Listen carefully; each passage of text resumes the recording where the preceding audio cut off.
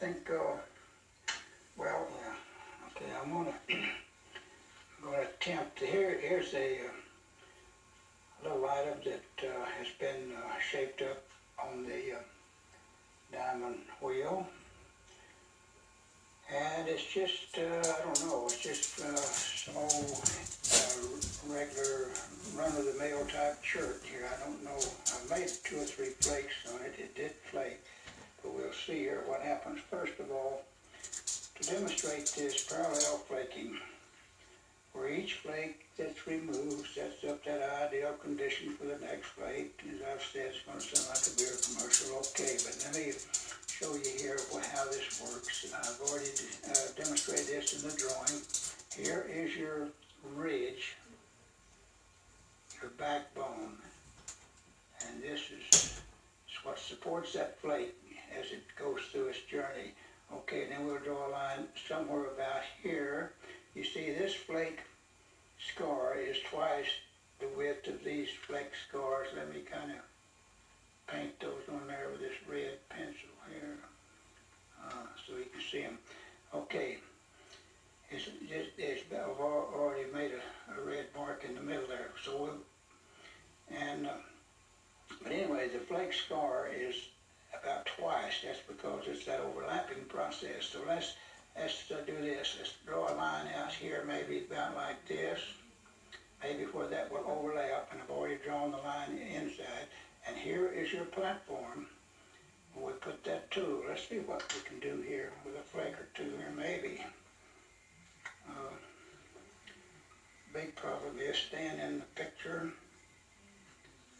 keeping it in focus. Okay. So we're going to put that tool now right on that platform and get those legs, as I said, that leverage, very important. Put that tool right on that platform and start pushing, push, push, push. Now let me see if I can get up here without losing that. We'll see what we got. Well, yeah, but it's hard to do, but to keep holding off. So there's the flake, broke up in 2 pieces. Okay, so let's draw our overlapping line here and another about here. There's our platform. Of course, this material is not the kind of material that supports a long flake, but that's okay. This should demonstrate, always kind of be sure that your platform is, I knocked a little chunk out of that, because you got to keep a good sharp edge. That's one of the things about this type of flaking. You got to have a sharp edge. You never grind these edges. Let's see if we can get one more here. Okay, now, so we want to keep that pressed up hard against that pad. This is very important. It is the key to good flaking, is to hold that flake down and force it to remain. Let's see what happens here. Okay. You see? Okay, there we go.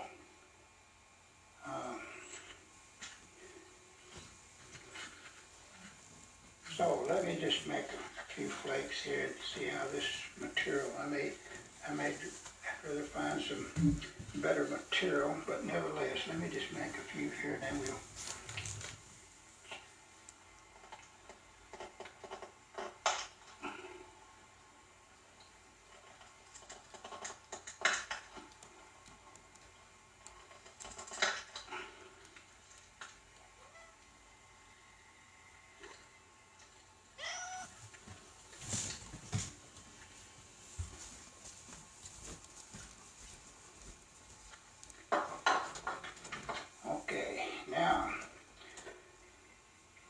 Okay, as you get on down into the body mass, as I've explained in the drawing, the flakes should start getting a little longer. Looks like I've got a pretty broad, well, no, it just overlapped there. But you see, all of those pieces, now this is the, one of the reasons that this holding these flakes down and forcing, I know you're going to hear me say that so many times, holding the flake down with this pad and not allowing it to release, to come up and break out. But look, all of these items, look at all those pieces that were broken. All of these pieces broke during its journey over, but they remained long enough, or they remained in there to allow one to push the other and keep on till it, well, look here, okay, let me, gotta watch now, sorry about, I'll get out of the picture here. It's one of the problems, I happen to watch my monitor up there. Okay, you see what's happening? Like I explained in the drawing, you get on down into the body where you're working now. We're working oblique here, more or less. It started out just a little bit collateral, and eventually it gets a little more oblique at an angle. And therefore you make longer flakes. And here's our ridge. Here was the last scar. Okay, let's see. Now that platform, now this is something you got to check from time to time. You should check to be sure that your platform is not caved in. And like I said, this is one kind of flaking. You have to have a sharp edge to flake from. If it should get broken off in such a way that it leaves a blunt, then it becomes pretty difficult to make a flake. And of course, okay, now here's another beauty of this. Look at all that little bitty stuff there. All of that now was on that flake all the time that it was being forced over. Had we not been holding it down hard here, then it would have no doubt broke out. Maybe way up here, maybe. I'll see if I can make one more. Okay, the beauty of, there's another beauty of this type of flaking. See those flakes, they're contained in the pad. So all we got to do is just dump that in the waste basket, okay? We'll try one more. My platform chipped out just a little. This is something you got to watch in this kind of flaking. Sometimes you have to kind of work that over a little. But anyway, let's try one more. I got to get through these in a hurry because we got so much more to do in this tape. I'm going to have to come back down past this platform just a little because I've knocked a little chunk of it out there.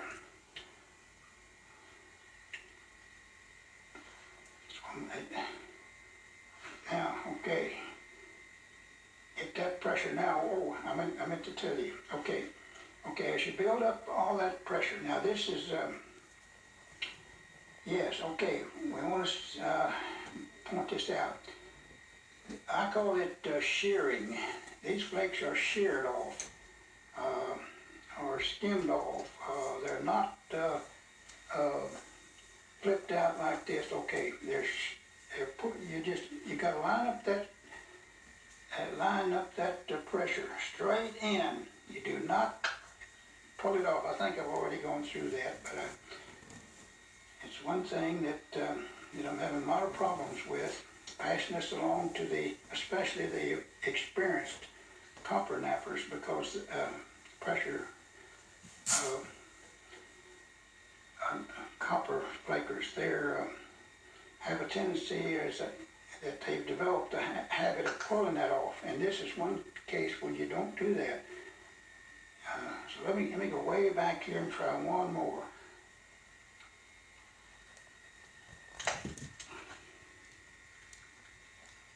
I like to try to get this up where you can see it. Oh boy. And this is a very good example. This last this flake. I can find the tweezers. Yeah, we'll find that other, unless we drop the whole thing here. Get this flake that came off. Well, of course, I won't be able to get it on there. It's almost impossible to put that back where it is. But anyway, I want you to look. I don't. Sorry about this. I've got this thing on telephoto. I like to give you as close up as possible so you can actually see what goes on here. Now look where that flake,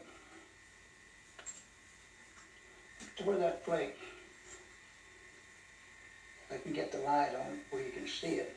There's a little shadow on it. Well, maybe so. That's really almost a transverse right there. There's the end of it.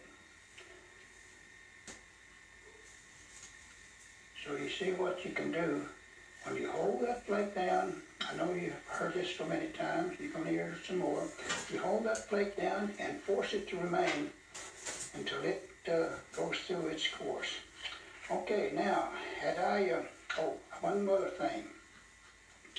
I mentioned the fact that for some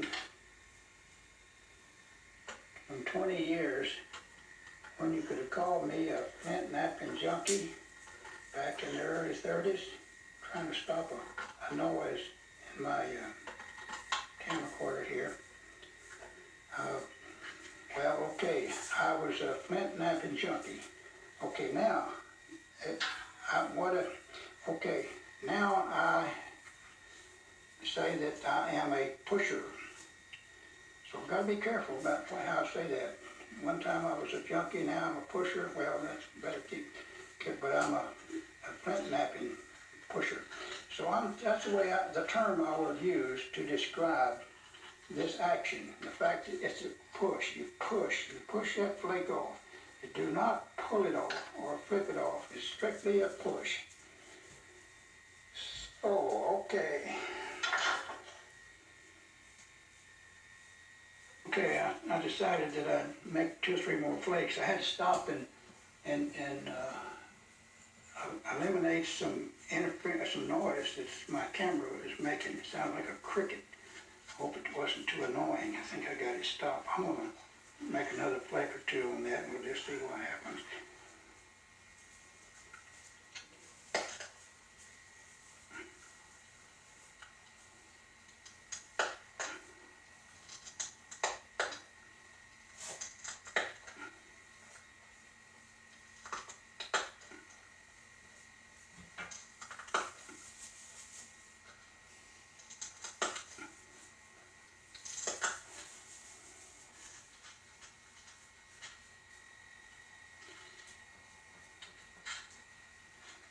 Oh boy.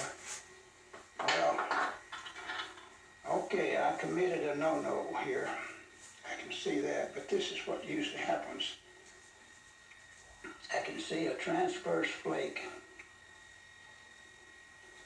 all the way over to the other side, and that is a no-no. But at the same time, it does. Well, it's nice to know that you're capable of doing that. Because look what happened.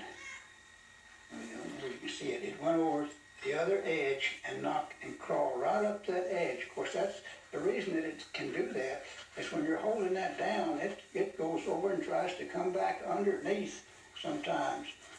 And it certainly wouldn't do that if you weren't holding it down. So this is kind of proves a point too. But at the same time, your ability to be able to run these flakes all the way over, we call them transverse, tells you that you're in paleo country when you can do that. Okay?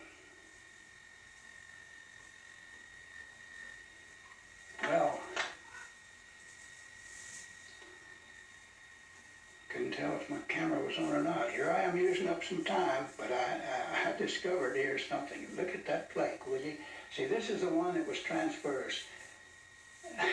It looked like, okay, it went over and crawled up the other edge. This is a very good example if I could keep the thing in the picture. The flake also, oh boy, it's so thin. It is so thin and fragile.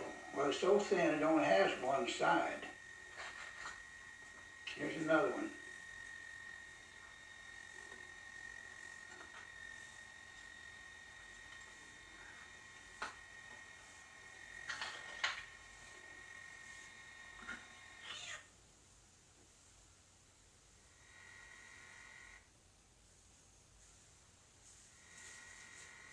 Yes, the line of least resistance. What is it? You can't see it, you can't feel it, but believe me, it plays a part in all types of flaking, even percussion or pressure flaking. Now, if we should apply a lot of pressure at this point A and back it up here at point B, what would happen? Well, it probably wouldn't be a lot of anything unless you put enough pressure, then it would just probably fracture.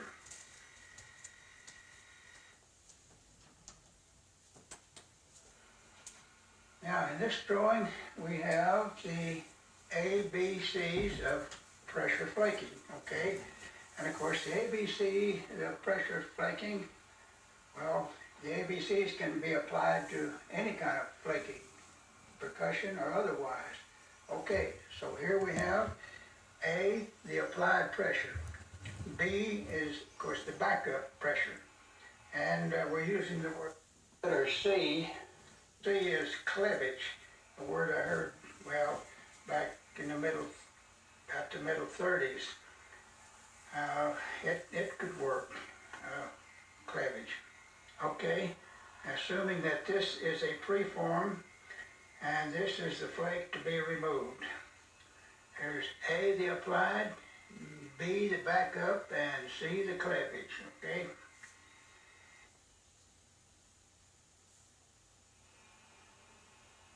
Now, okay, the parallel flaking is indeed a science, so let's approach it in a scientific manner, okay? Now, we're back to the ABC bit again, but this time we're going to add something. We're going to add the D, and the D is very important. In fact, there's two parts to this D, and one of them is distributed back pressure. The other one is the damping effect. Of course, the damping effect is the #1 key, or the most important. Okay, by the way, I hope you people are not offended by me giving you that old ABC bit as if you were some kindergarten students, but I find it convenient. Okay, now, as I said in the first drawing, here's the line of least resistance. It's going to be a big factor here. And now, if we were to forget about any other influence at this point and apply pressure here at point A and back it up B, of course the line of least resistance would be through the middle. But we don't want it through the middle. We want that line of least resistance to appear over the surface, because that's where we want to make this flake. Okay, so how do we do that? Now, okay, so what we do, we're going to apply the pressure here, but we want to remove as much of this B as possible. And what we're going to do, how we're going to do it here, let me show you. Okay, well, I'll see if I can get this in here now. Well, that's good enough right there. Okay, we're going to break this B up, the back up. Of course, we want to get rid of as much as possible, and we want to break it up into little bitty pieces and distribute it over this area, because that's where we want to make that flake. So that's going to change the line of least resistance to follow these, in other words, these pressure points.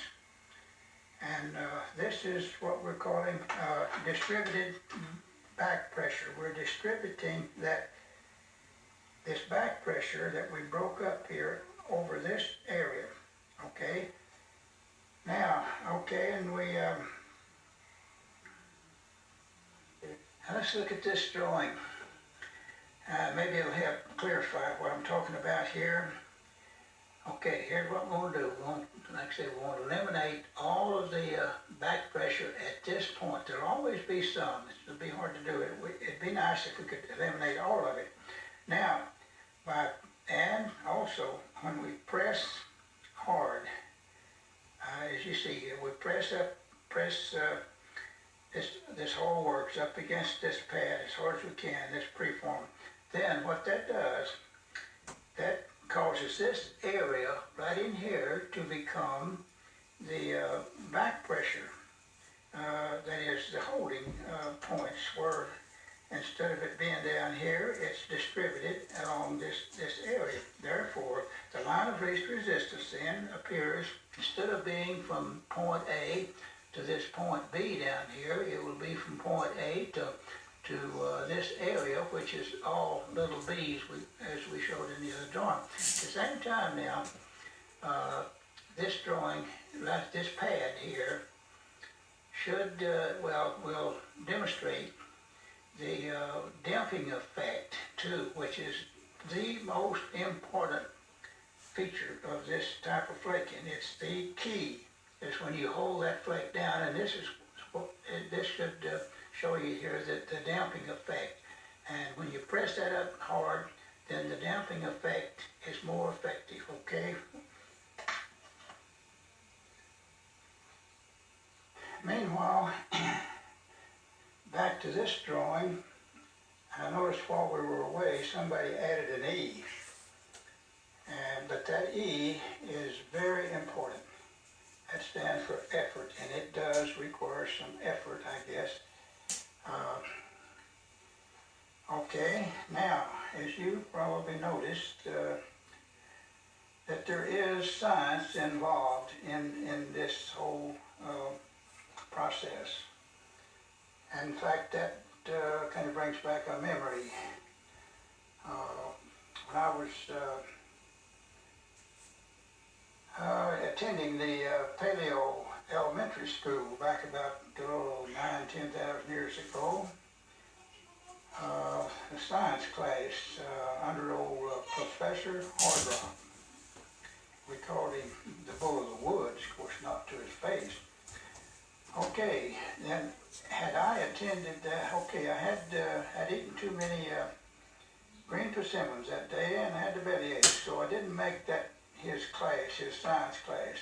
But had I attended that science class, I would have expected to learn this lesson. And since I didn't learn it then, didn't make that science class, then, okay, that caused me to have to spend some 20 years as a modern man to learn this lesson. So much for the silly stuff. I guess it's time to go to something else here.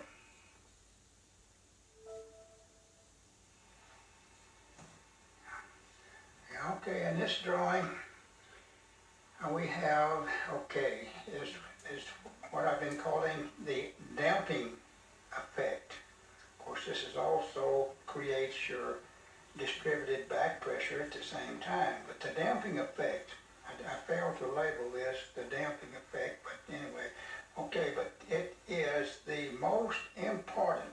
This is the key, I would say, to all good napping, whether it's percussion, pressure flaking, or what have you.